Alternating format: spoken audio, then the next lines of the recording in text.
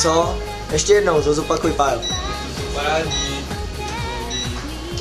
Jo, Jiřík vybral dobře. Jo. Krásný dřevo. Jo, cítím tady dřevo, to se mi líbilo, to bylo první věc, kterou jsem úplně zaregistroval, když se ten pokoj otevřel. Je to tady krásně čistý. Tohle milá. Uvidíme, jak jsou velký postele. Tohle malý.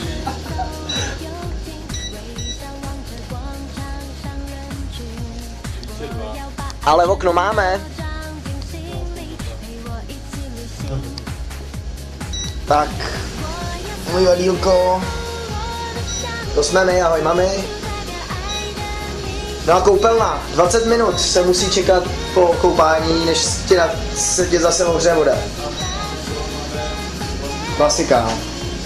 Máme vlastní koupelnu, to je super úplně. Jsem jako spokojený na nejvyšší míru.